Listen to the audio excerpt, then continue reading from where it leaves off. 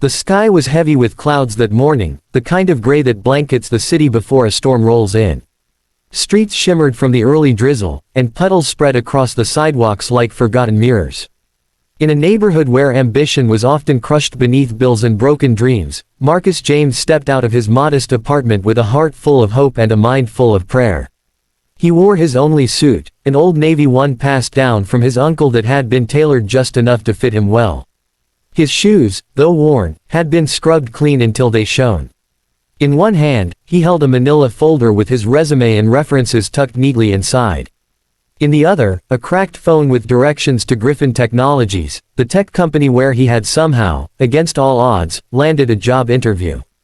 He'd spent nights rehearsing answers, watching interview tips on YouTube under dim lighting, and reading everything he could about the company. Marcus knew this wasn't just another job. It was a doorway, a once-in-a-lifetime shot to change the narrative of his life, from odd jobs and unpaid bills to something real, something stable, something his mother could be proud of. She'd worked 2 jobs to raise him. This interview was for both of them. He took the 6:45 a.m. bus out of South Side, transferring twice before finally arriving near the city's commercial district. The air was thick with humidity, and a light mist coated his skin as he walked briskly toward the skyscraper outlined on his phone screen. He checked the time, 8:37 a.m. He was ahead of schedule. Relief washed over him, and for the first time in days, he smiled. As he neared the final intersection before Griffin Tower, he noticed a commotion by the side of the road. A black BMW was stalled awkwardly in the middle of the street, its hazard lights blinking. A few cars honked as they passed, some swerving around it impatiently. By the open hood stood a woman, clearly frustrated and wet from the light rain. Her hair was in a bun, but stray strands clung to her face, and her heels clicked anxiously on the concrete as she moved back and forth, trying to flag someone down. Everyone else kept walking. Marcus slowed for a second. He wasn't a mechanic, not really. But he'd fixed enough cars in his neighborhood to know the basics. Maybe it was the battery, maybe a loose connection. He checked his phone again. 8:41 a.m. He still had time, but his gut twisted. He remembered how many times his own mother had been stranded, ignored, invisible. He crossed the street without thinking. "Ma'am," he called out as he approached, his voice gentle but firm. "Need some help." The woman turned, cautious at first, then relieved. She was in her early 30s, dressed sharply in a blazer and pencil skirt. The kind of person who looked like she belonged in one of those glass offices Marcus dreamed of entering. "Yes," she said, flustered. "I think it's the battery. It just shut off. And I left my jumper cables at home like an idiot." "You're not an idiot," Marcus said. "It happens." Without hesitation, he set his folder down inside a nearby doorway to keep it dry and pulled off his blazer. The rain started falling harder, but he ignored it.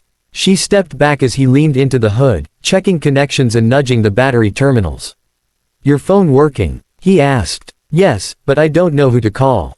I was just heading to a meeting, and I'll see if someone has cables," he interrupted kindly, scanning the street. He flagged down a passing delivery truck. After a short exchange, the driver nodded and pulled over. Together, Marcus and the driver connected the jumper cables. He asked the woman to try starting the car. Nothing. He adjusted the cables, wiping water from his eyes. "Try it again," he shouted. The engine sputtered, choked, then roared to life. A small cheer escaped her lips. "You're amazing," she said, her voice almost cracking. Marcus smiled, embarrassed. "Just lucky, I guess." The delivery driver gave him a nod and drove off. "Seriously, thank you," she said, walking toward him, drenched but grateful.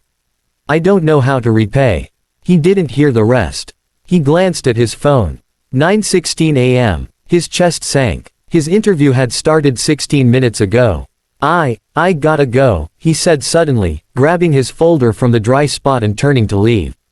"Wait," she called out. But he didn't stop. He couldn't. He jogged back toward Griffin Tower, his soaked clothes sticking to his body, his folder now damp at the edges. When he reached the front desk, he was breathless. "I'm here for a 9 a.m. interview," he said to the receptionist, trying to compose himself. The woman gave a polite but practiced smile. "Name, Marcus James." She clicked her keyboard. "Oh, Mr. James, I'm so sorry. The interview block closed 15 minutes ago." Please, he said softly. Something happened. I helped a lady whose car broke down. I know I'm late, but I came all this way. I understand, she replied gently. But the team's already moved on to the next candidates. I can take your resume and maybe someone will follow up. He handed her the folder, forcing himself not to beg. Then he walked out of that building feeling like gravity itself was pulling him down. The rain had slowed now, but the city felt colder. He didn't regret what he did. That wasn't the problem. He just wished life wasn't always asking him to choose between doing the right thing and doing the thing that could get him ahead. He wandered through the city for a while, replaying the moment in his head. How he'd chosen to help. How time had slipped away. How close he had come to the edge of a new life. When he got home, he peeled off his wet clothes and lay on the bed fully clothed in dry sweats. His stomach growled, but he didn't have the appetite. His phone buzzed with a spam text, and he tossed it aside. He didn't know that the woman he helped had pulled up to the building moments later, shaken but composed, and marched into her private elevator straight to the top floor. She dried herself off in the executive bathroom and took a moment to stare at her reflection. She was Claire Griffin, founder and CEO of Griffin Technologies. She'd built this company from scratch, from her father's garage to a billion-dollar empire. She wasn't easily impressed, but something about that man stuck with her. Not just his kindness, his instinct to help without expectation. The way he didn't even wait for a thank you before walking away. She asked her assistant to pull the list of applicants and review the camera footage from the building entrance. She saw him arrive, soaked, rushing, nervous. She saw him being turned away. And she made a decision. The next day, Marcus got a call he never expected. Not from the executive floor. And that was just the beginning. Marcus didn't sleep much that night. The phone call kept replaying in his mind like a song stuck on loop. He'd thought it was a cruel joke at first, a mistake, maybe. When he asked the woman on the phone to repeat herself, she did so with calm clarity. Yes, Mr. James. Miss Claire Griffin would like to meet you. In person. He had paused in silence. His heart thumped. Wasn't that the same woman he had helped by the roadside? He couldn't be sure. Her face had been blurred by rain and panic, her voice half lost in traffic. But something in her tone during the call, steady, sure, firm, sounded familiar. He had no time to dwell on it, though. He said, yes, of course he did. Now, as the sun rose over the city, Marcus stood outside the towering glass structure of Griffin Technologies for the second time in 2 days. Only this time, he wasn't early. He was right on time. 10 o'clock sharp. And instead of damp clothes and soggy nerves, he wore the same navy suit, now pressed and dry. His folder was tucked under his arm again, though he suspected it wouldn't matter today. He took a deep breath and stepped through the revolving door. The lobby was bustling, white floors gleaming under modern chandeliers. Receptionists and executives passed like they were programmed for precision. A far cry from the world he came from, where every second dragged and everything cost more than it should. The receptionist this time was different. A younger woman with auburn hair and sharp features stood behind the desk. She looked up and smiled. Mr. James. He nodded. Miss Griffin is expecting you. 47th floor, executive elevator to your right. Thank you, he said, trying not to sound too nervous. The executive elevator was quiet, polished, and lined with mirrors that reflected his stiff posture and clenched jaw. He stared at himself and whispered under his breath, just be honest. Be you. When the doors opened, he found himself in a hallway softer in design, with warm wood panels and frosted glass walls. At the far end stood 2 tall glass doors, slightly open. He approached them slowly. Inside, the room was flooded with natural light. Floor-to-ceiling windows offered a view of the entire city. To the right, bookshelves and awards decorated one wall. To the left, a single woman stood with her back to him, looking out the window. When she turned, Marcus recognized her instantly. The same woman from yesterday, the one with wet hair, panicked eyes, and a stalled car. But now, she stood tall, composed, and powerful. Her hair was pulled back in a sleek ponytail.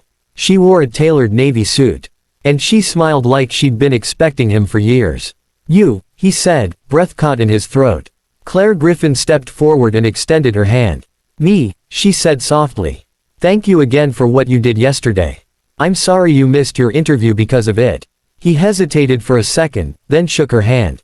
It's fine. You needed help. That was more important. Her smile widened. Most people wouldn't have done what you did. Not with an opportunity hanging in front of them.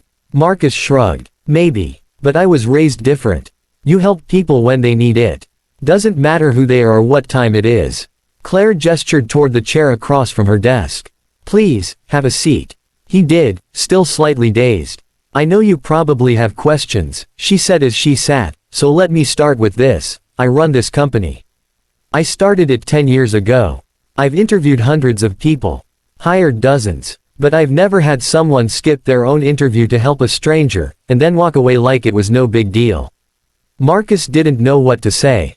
His throat felt dry. I saw you show up late.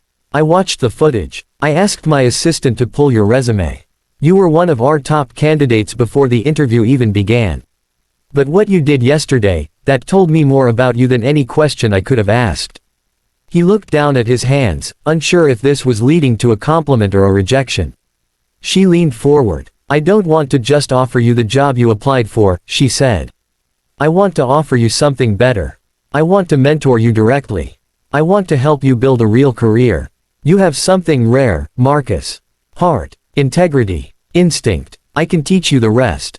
His mouth parted slightly. He didn't trust himself to speak just yet. Claire smiled again, then pulled a contract from her drawer and slid it across the desk.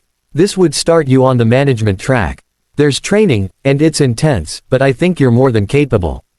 There's also a scholarship program we run.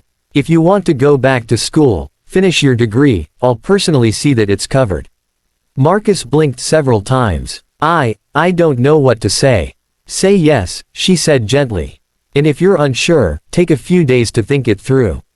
He looked down at the paper. The salary alone was more than he'd made in the last 2 years combined.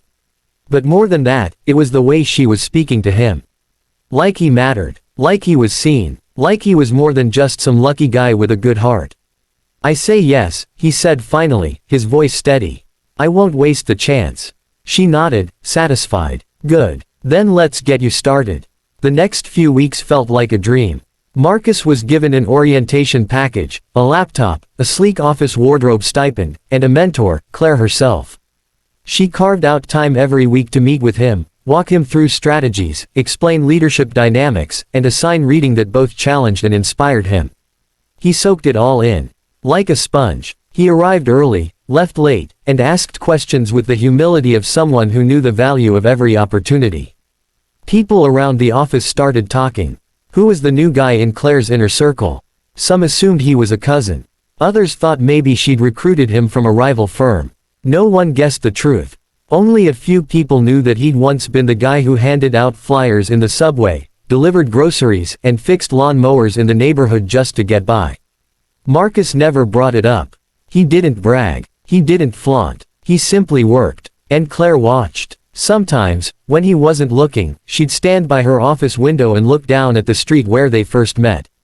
She remembered how hopeless she had felt that morning, late for a meeting, car broken down, soaked, and stressed. And then, out of nowhere, a stranger had appeared. Kind, quiet, capable. She had built an empire by spotting potential. And she knew what she saw in Marcus James wasn't just rare. It was once in a generation. One afternoon, weeks into his training, she invited him to a leadership panel where she was speaking. He watched from the front row as she talked about innovation, corporate responsibility, and community engagement. When a young woman from the audience asked her how she identified future leaders, Claire paused, then smiled. Some people shine in interviews, she said. Some in boardrooms. But real leaders, they reveal themselves in the small moments. When no one's watching. When they have nothing to gain. Later that evening, as they walked out of the auditorium, Marcus said quietly, "Were you talking about me back there?" Claire glanced at him with a knowing smile.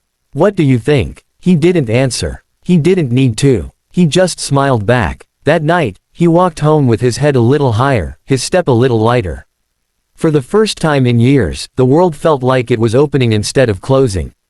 Back in his apartment, he sat at the tiny kitchen table where he used to calculate how to stretch $20 over a week. Now, he pulled out his laptop and drafted a thank you email to Claire, even though she'd told him it wasn't necessary. He wrote from the heart. Thank you for seeing more in me than just a resume. I won't let you down. He hit send. Across the city, Claire read the message at her desk, then sat back, thinking. She had taken a risk on Marcus. But sometimes, the best things in life come from unexpected places. Like a rainstorm, a stalled car, and a stranger who chose kindness over comfort. And she had a feeling this was just the beginning.